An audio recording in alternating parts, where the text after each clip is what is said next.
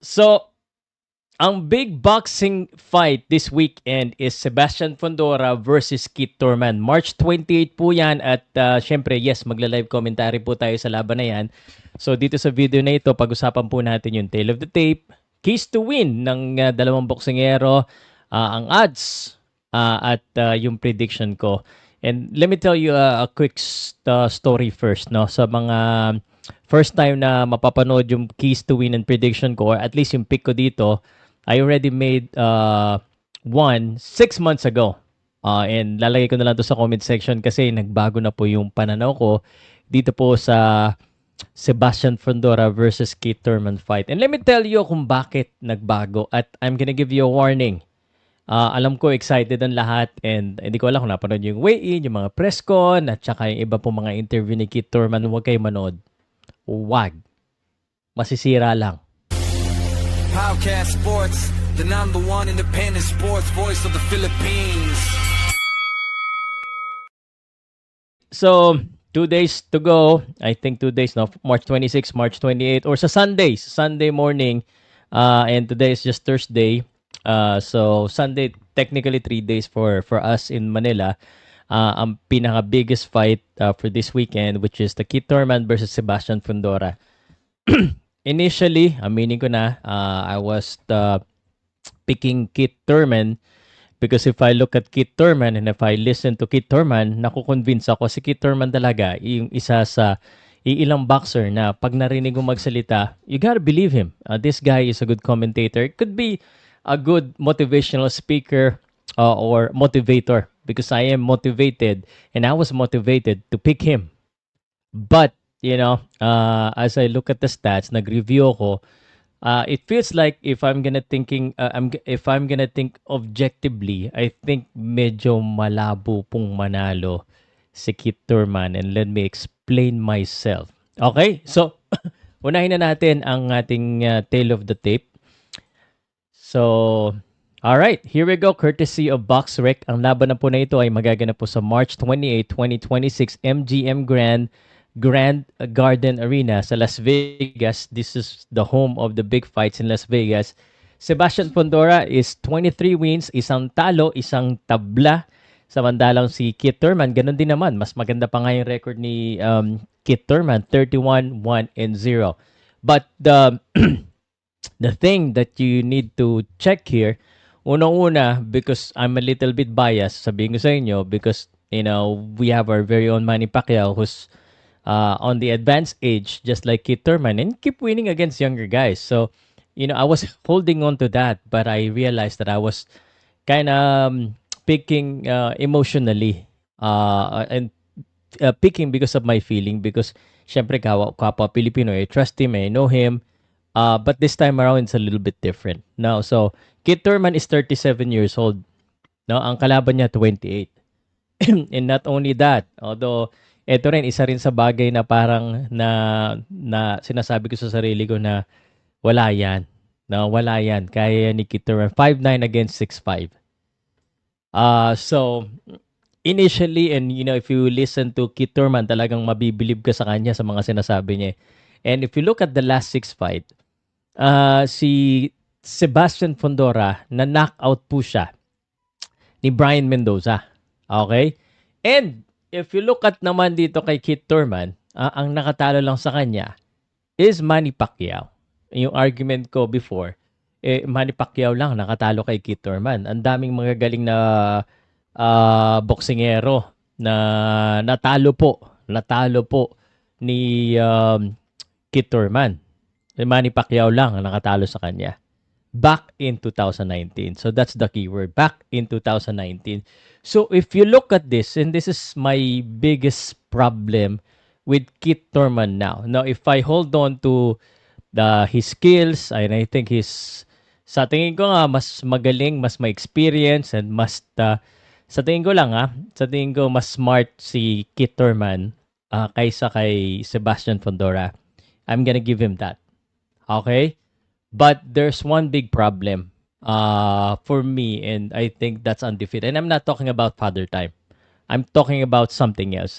If you can guess what this thing is that made me finally decide that, nako, all the myth and all the kumbaga statistics na magaling si Keith Thurman one time made me decide na baka this time around it goes to Sebastian Fundora. Let me know habang hindi ko pa sinasabi. But let's talk about the keys to win first. And let's talk about Keith Thurman keys to win dito sa laban nito. Let me know, guys, if you agree with me. So, unang-unang keys to win for Keith Thurman, because he's the older guy, I think ang kailangan niyang gawin is movement. He cannot trade punches against the bigger guy. Let me remind, and I forgot to remind this at the start, they're fighting for a title fight. Alright? So, yung title fight na yan, si Keith Thurman is a unified champ. But this time around, ito pong title nila is super welterweight. Big sabihin, umakyat po ng timbang si Keith Thurman. So, that is another thing na you need to think about. Another thing that you need to think about. All right? So, his first and only fight at 154 was Brock Jarvis. Brock Jarvis is not really within the level of Sebastian Fundora. No disrespect kay Brock Jarvis, but Sebastian Fundora is on a different level. Si Thurman, tinalo si Mario Barrios, but that was at 147 pounds. This is 154 pounds. So we need to put that in consideration. All right? So think about that for a second. So that is why I believe that while Keith Thurman hasn't been knocked down, this is a higher weight division. This could be a harder punch or more powerful. So as a smaller guy, it's always the movement that's gonna make it harder for the bigger guy. So he needs to use lateral movement, and I think Keith Thurman still has that. Okay? Number 2, I think counter-punching will be one of the keys for Keith Thurman. I expect itong si Sebastian Fundora to be aggressive like he always do in his fight. So he's gonna be aggressive in this one. And I think that left hook from Keith Thurman would be potentially the kryptonite. No? Kasi upright style ito si Sebastian Fundora, and he goes forward. So counter punching will be the key. Number 3, I would say this positively muna, because this is a key. But at 37 years old with a long layoff, really long layoff, I think there should be an urgency in the early rounds. We've seen this with our fighters. We've seen this with Manny Pacquiao, with Donito Donaire, that they're doing great. They're doing really good in the early rounds. And suddenly, after, the half, medyo bumabagal. Medyo lumalabas yung edad. So, all I'm saying is kailangan ni Keith Thurman to win the early rounds. Now, if he can knock out Sebastian Fundora, which is, that's another question, but to be safe, at least he needs to win the early rounds. All right? So, if you see that Keith Thurman is winning the early rounds, the first round to the 5th round, then he has a chance. Number 4 is, although this is my usual strategy against the older boxer, is go to the body. But this time around, because of his opponent is very tall, it's hard to go to the head. He really needs to go and have a sustained body work. It will slow down ito pong si Sebastian Fundora. So that's the thing that I think that Keith Thurman should do, so he can win the fight. Okay? Those are 4 things. Para naman kay Sebastian Fundora, here's what I think.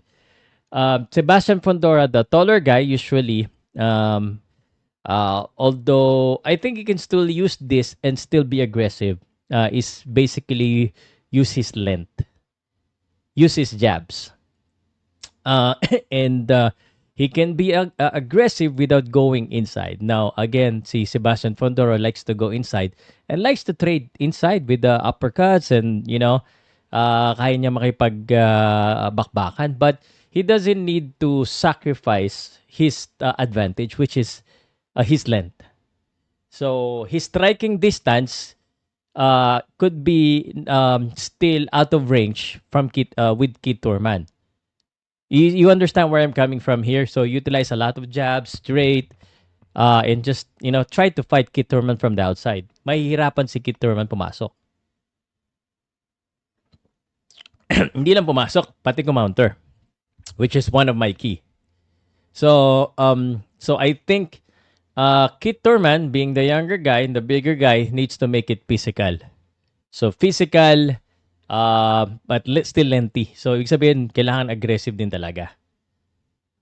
And kailangan, sa tingin ko, wag magmadali itong si Sebastian Fundora.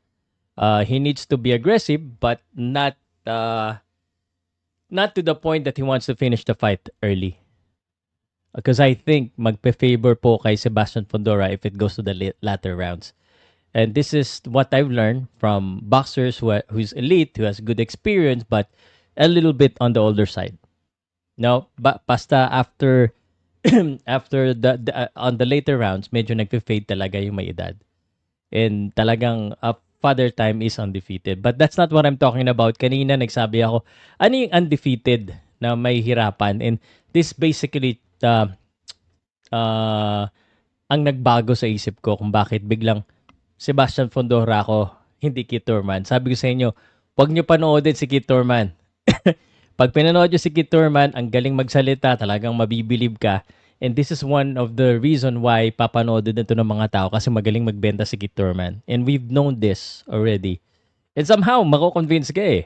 But the odds is minus 300 itong si Fundora. He's the favorite. And the other dog is about 280 to 300 din. Itong si Torman.